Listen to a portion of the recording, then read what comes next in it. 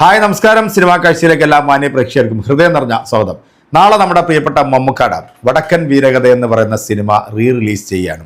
ഈ സിനിമയുമായി ബന്ധപ്പെട്ട് മമ്മൂക്കായും പിഷാരടിയും തമ്മിലുള്ള ഒരു ചെറിയൊരു ഇന്റർവ്യൂയുടെ ഭാഗവുമായിട്ടാണ് ഇന്ന് പ്രിയപ്പെട്ട പ്രേക്ഷകർക്ക് മുന്നിലേക്ക് എത്തിയിരിക്കുന്നത്. ഹരിഹരൻ, MD സാർ, മമ്മൂട്ടി, സുരേഷ് ഗോപി, ഗീത, അങ്ങനെ ഒരു വലിയ താരനിര എത്തിയിട്ടുള്ള മലയാളത്തിന്റെ ബാഹുബലി എന്ന് വിശേഷിപ്പിക്കാവുന്ന ഈ ഒരു ബ്രഹ്മാണ്ഡ സിനിമ, ഈ സിനിമ നാളെ തിയേറ്ററിലേക്ക് എത്തുമ്പോൾ മമ്മൂക്കാട ആരാധകരെ സംബന്ധിച്ച് അവർക്കൊരു പുത്തൻ അനുഭവമായിരിക്കും. കാരണം ഈ ഒരു സിനിമ തിയേറ്ററിൽ കാണാത്ത ഒരുപാട് ആൾക്കാരുണ്ടാവും. എന്നാൽ നമുക്ക് ഈ സിനിമയുമായി ബന്ധപ്പെട്ട് മമ്മൂക്ക പിഷാരടി തമ്മിലുള്ള ഈ ഒരു ചെറിയൊരു ഇന്റർവ്യൂ ഒന്ന് കണ്ടിട്ട് നമുക്ക് പെട്ടെന്ന് നമ്മുടെ വീഡിയോ റിയാക്ഷനിലേക്ക് തിരിച്ചു വരാം. നമസ്കാരം.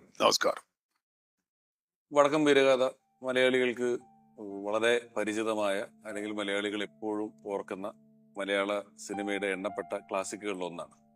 അതുമായി ബന്ധപ്പെട്ടൊരു ചർച്ച തുടങ്ങുമ്പം ഞങ്ങളെല്ലാം സിനിമയായ ഒരു വടക്കൻ വീരഗാഥയാണ് കണ്ടതും ഇഷ്ടപ്പെട്ടതുമല്ല. മമ്മൂക്ക എന്ന നടൻ 80കളുടെ തുടക്കത്തിൽ അഭിനയം തുടങ്ങി 88-ലോ മറ്റേതോ ഒരു ദിവസം ഒരാൾ വിളിക്കുന്നു ഇങ്ങനെ ഒരു സിനിമയെ കുറിച്ച്. നമ്മൾ വലിയൊരു എഴുത്താണെങ്കിലും അത് ആദ്യം ഒരു കുത്താണ്, അവിടെ നിന്നാണ് എഴുതി തുടങ്ങുന്നത്. ഒരു ചിത്രം വരയ്ക്കുകയാണെങ്കിലും അതൊരു കുത്താണ്, അവിടുന്ന് തുടങ്ങുന്നു എന്ന് പറയുന്ന പോലെ ഈ ഒരു വലിയ മഹാകാവ്യത്തിന്റെ, ചലച്ചിത്ര കാവ്യത്തിന്റെ തുടക്കത്തിലേക്ക് ഇക്ക കടന്നു വരുന്നതിന് ഇക്കയുടെ ജീവിതത്തിൽ ഏത് ദിവസം വന്ന ഏതൊരു വിളി, ആരായിരുന്നു, എങ്ങനെയായിരുന്നു?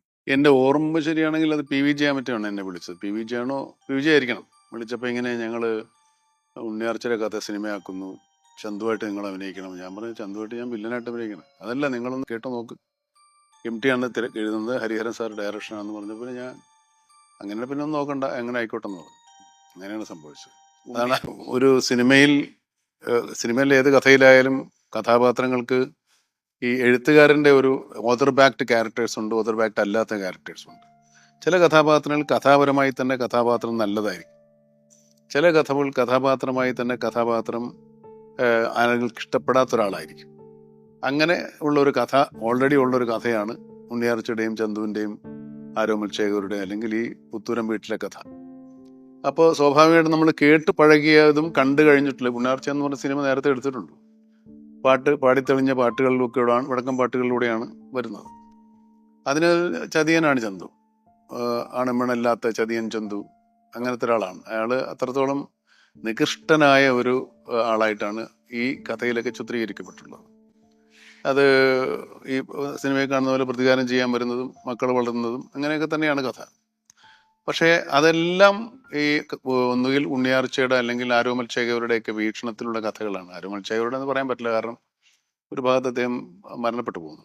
ശരിക്കും പറഞ്ഞാൽ ഉണ്ണിയാർച്ചയുടെ കഥ പറയുന്ന കൂട്ടത്തിലാണ് ഈ കഥാപാത്രങ്ങളൊക്കെ വന്നു പോകുന്നത്. പക്ഷെ എന്തുകൊണ്ട് ചന്തുവിൻ്റെ കാഴ്ചപ്പാടിലൊരു കഥ ഉണ്ടാക്കിക്കൂടാ? ചന്തുവിൻ്റെ മനസ്സിൽ കൂടെ എന്തായിരിക്കും പോയിരിക്കുക? ചന്തു ഈ സംഭവങ്ങളെ എങ്ങനെയാണ് കണ്ടിരുന്നത്? അതല്ലെങ്കിൽ അതിൻ്റെ സാക്ഷ്യങ്ങൾ എന്തൊക്കെയാണ്? എന്താണ് ചന്തു യഥാർത്ഥത്തിൽ എന്നുള്ളത് അന്വേഷിച്ചു പോയതായിരിക്കണം MT. അതിൽ നിന്ന് കണ്ടെത്തിയായിരിക്കണം ഇപ്പൊ ഈ ചതിയൻ ചന്തുവിന്റെ എന്താ പറയാ വെളുപ്പിക്കൽ, വർത്തമാനകാലത്തെ ഭാഷയിൽ വെളുപ്പിക്കൽ വാക്ക് ഉപയോഗിക്കാം. എന്നാലും ചന്തു ചതിയനാണ്. ആരോമൽ ശേഖരെ കുത്തിക്കൊന്ന ആളാണ്, കുത്തുവിളക്കിന്റെ തണ്ട് താഴ്ത്തിയ ആളാണ്. അതെ. പക്ഷെ അതൊക്കെ സിനിമയിലുണ്ട്, ഒരക്ഷരം പോലും വിടാതെ സിനിമയിലുണ്ട്. പക്ഷെ അതെങ്ങനെ നിങ്ങൾ ഈ ചന്തുവിനെ സിനിമ കണ്ടുപോകുമ്പോൾ ചന്തു ഒരു ഭാരമായി, മനസ്സിന്റെ ദുഃഖമായി, ഒരു വീരനായകന്റെ പരിവേഷമുള്ള ആളായിട്ട് നമ്മുടെ കൂടെ പോരുന്നു എന്നുള്ളത് ആ സിനിമയുടെ സ്ക്രിപ്റ്റിന്റെ മഹത്വം. സാഹസികത ഒരു വാക്ക് വന്നു. ഒരു അഭിനേതാവ് എന്നുള്ള നിലയിൽ നമുക്ക് പ്രണയമുണ്ട്, പ്രതികാരമുണ്ട്, ഒരു മനുഷ്യന് വരാകുന്ന സമസ്ത ഭാവങ്ങളും ചന്തു എന്ന കഥാപാത്രത്തിലൂടെ പോകുന്നുണ്ട്. എന്നാലും ഞാൻ ചോദിക്കാൻ വന്നതല്ല, ഇന്നാണെങ്കിലും സാങ്കേതിക വിദ്യ സഹായത്തോടെ നമുക്ക് മുഖം മാറ്റി വെച്ചോ ബോഡി ഡബിളോ ഒക്കെ ചെയ്യാം. ചോദിക്കാൻ വന്നത് ഇക്കയുടെ ഒരു പരിശീലനം എങ്ങനെയായിരുന്നു ഈ കഥാപാത്രത്തിന് വേണ്ടിയിട്ട്? ഈ കഥാപാത്രത്തിന്റെ പരിശീലനങ്ങൾ അവിടെ കുതിരയും വാളും പരിചയമൊക്കെ ഉള്ള കണ്ടരിയൊക്കെ ഉണ്ട്, അഭ്യാസികളുണ്ട്, കല്ലിന്റെ ഗുരുക്കന്മാരൊക്കെ ഷൂട്ടിംഗ് സെറ്റിലുണ്ട്, എപ്പോഴും ഉണ്ട്. പക്ഷെ അത് നമ്മുടെ ഒരു കളരി അഭ്യാസവും കുതിര അഭ്യാസവും ഒക്കെ പഠിക്കണമെങ്കിൽ മാസങ്ങളോളം പരിശീലനം നടത്തിയേ പറ്റുള്ളൂ. സിനിമയിൽ ഈ പറഞ്ഞതുപോലെ നമ്മൾ ഈ സിനിമയിലെ ഷോട്ടുകൾക്ക് മാത്രമാണ് അഭിനയിക്കുന്നത്. അപ്പോൾ അപ്പപ്പോൾ കാണിച്ചു തരുന്നത് ഒരു 2-3 പ്രാവശ്യം നമ്മൾ പരിശീലിച്ചു കഴിഞ്ഞാൽ ഈ വെട്ടും തടയും ഒക്കെ നമുക്ക് പഠിക്കാൻ പറ്റും. പിന്നെ ആ കാലത്തൊക്കെ ഈ പറഞ്ഞ പോലെ അഭ്യാസം കാണിക്കാനുള്ള ധൈര്യം ഉണ്ട്.